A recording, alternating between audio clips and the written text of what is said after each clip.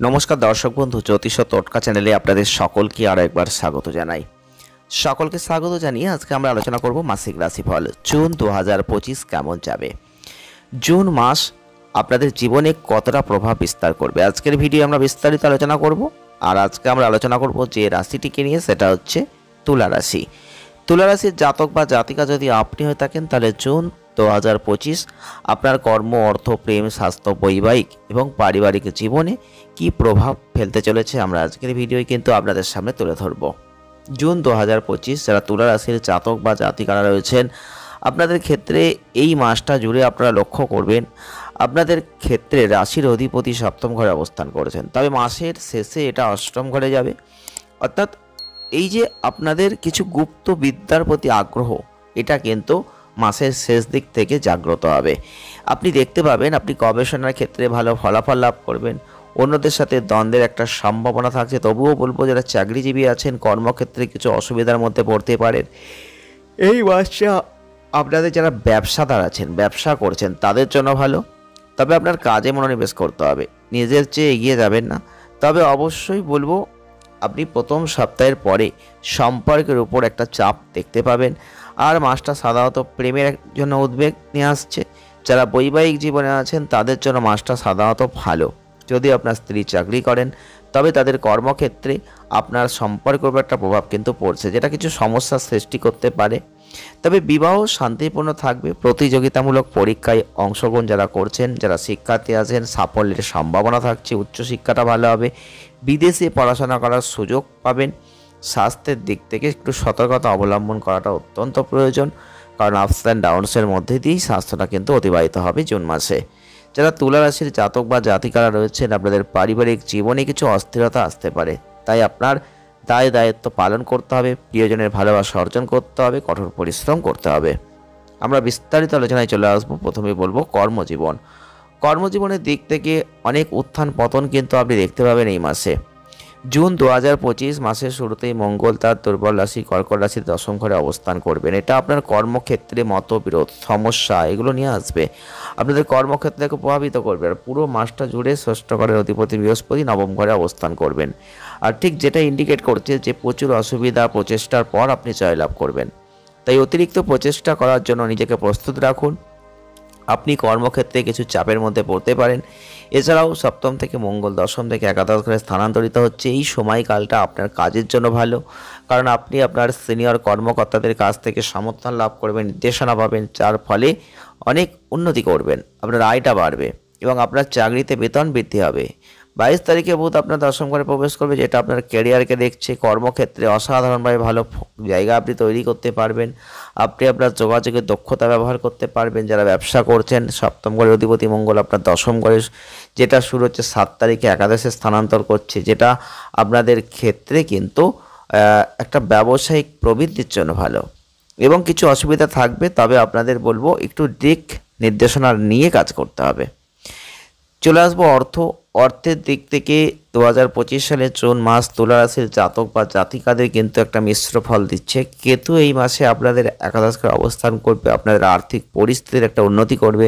এই সময় আপনি কিছু লাভ দেখতে পাবেন। নবম ঘরে অবস্থানকারী বৃহস্পতি প্রথম ঘরে প্রভাব ফেলবে, যার ফলে আপনি সঠিক সিদ্ধান্ত নিতে পারবেন। আপনার আর্থিক পরিস্থিতিটা উন্নতি হবে।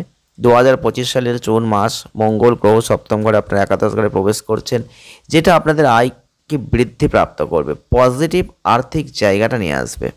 আর আপনি যদি চাকরিজীবী হন, তাহলে বেতন বৃদ্ধি হবে এবং আপনার আর্থিক পরিস্থিতির উন্নতি হবে। প্রথম সপ্তাহের পরে ব্যবসায়ীদের অর্থ উপার্জনের বেশি সুযোগ থাকবে, তবে এর জন্য আপনার পক্ষ থেকে উল্লেখযোগ্য পরিমাণে প্রচেষ্টা করতে হবে, কঠোর পরিশ্রম করতে হবে, তবেই সেই সুযোগ সুবিধা আপনি দেখতে পাবেন। আপনার আর্থিক পরিস্থিতির উন্নতি কিন্তু আছে। পঞ্চম ঘরে রাহু থাকায় আপনি শেয়ার বাজারের প্রতি আকৃষ্ট হয়ে যাবেন, বিনিয়োগ করবেন, তবে সতর্কতা এবং ব্যাপক প্রস্তুতির সাথে এগিয়ে যান, সেটা ভালো হবে। এক্ষেত্রে সাবধানতার সাথে পদক্ষেপ নিন। 15 তারিখে যখন রবি অষ্টম স্থান থেকে নবম স্থানে যাচ্ছে, তখন মাসের দ্বিতীয়ার্ধটা শেয়ার বাজারে বিনিয়োগের জন্য ভালো।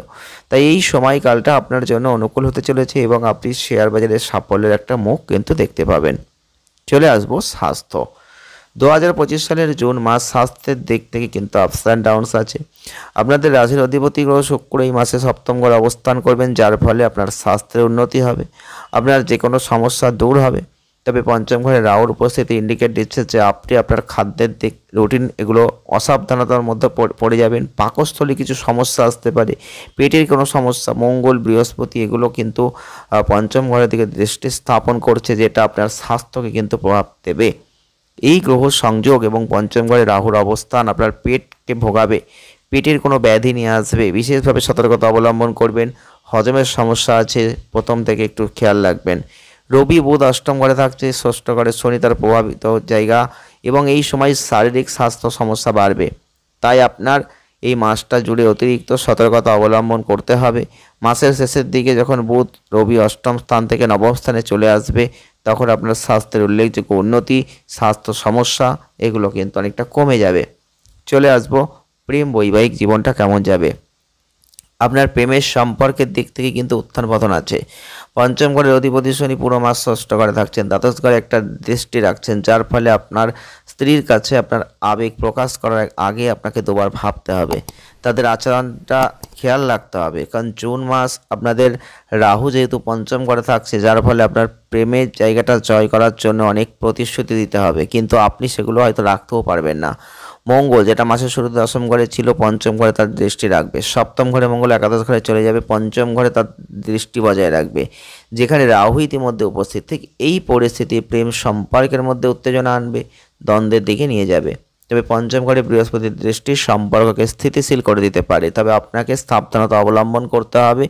সামান্য উদ্বেগ দ্বন্দ্বের দিকে নিয়ে যাবে, যেটা আপনার সম্পর্কের জন্য ক্ষতিকারক। শুক্র গ্রহ কার্যত পুরো মাস ধরে সপ্তম ঘরে অবস্থান করবে, যেটা বিবাহিত জীবনে প্রেম একটা কোমলতা বৃদ্ধি করবে, আর একই সাথে অংশীদারদের মধ্যে আবেগ সম্পর্ককে বৃদ্ধি করছে। আর আপনি যদি আপনার সঙ্গীর সাথে বেশি সময় কাটাতে চান, তাহলে সম্পর্কের মধ্যে প্রেম স্নেহতা বাড়বে। যে কোনো অমীমাংসিত উদ্বেগ একসাথে সমাধান করতে পারবেন, যেটা সম্পর্কের জন্য ভালো। আর আপনার স্ত্রী যদি কর্মজীবী হন, পেশাগত জীবনে কিছু চ্যালেঞ্জ কিন্তু থাকছে, সেই দিকটা একটু খেয়াল রাখবেন। চলে আসবো পারিবারিক সম্পর্ক। জুন 2025 পারিবারিক জীবনটা মিশ্র ফল দেবে। দ্বিতীয় ঘরে অধিপতি মঙ্গল মাসের শুরুতে দশম ঘরে, চতুর্থ ঘর এবং আপনার রাশির সাথে একটা দৃষ্টি তৈরি করবে, যেটা পারিবারিক সম্পর্কের ক্ষেত্রে সমস্যা নিয়ে আসবে। আপনার কথাবার্তায় একটা ক্রোধ বেড়ে যাবে। স্বাস্থ্য সমস্যা আপনার পিতামাতাকে উদ্বিগ্ন করে দেবে, এবং আপনার পিতা একটু বিরক্তি হবে, স্বাস্থ্যের অবনতি দেখতে পাবেন। তবে 7 তারিখে মঙ্গল একাদশ ঘরে প্রবেশ করবে, যেটা পরিস্থিতিকে উন্নতির দিকে নিয়ে যাবে, পরিবারের আর্থিক আয়টাকেও কিন্তু বাড়াবে।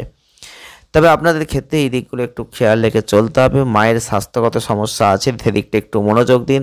এবং অবশ্যই বলবো আপনাদের ক্ষেত্রে রাশির তৃতীয় এবং পঞ্চম ঘরে বৃহস্পতির দৃষ্টি থাকছে, আপনি আপনার ভাই বোনদের কাছ থেকে অনেক সমর্থন পাবেন, তাদের সাথে আপনার সম্পর্ক সুসংগত করতে পারবেন। সন্তানদের সাথে যে কোনো সমস্যা থাকলে সেগুলো কমে যাবে, এগুলো আপনি লক্ষ্য করবেন যদি আপনি তুলা রাশির মানুষ হয়ে থাকেন। প্রতিকার কি করবেন?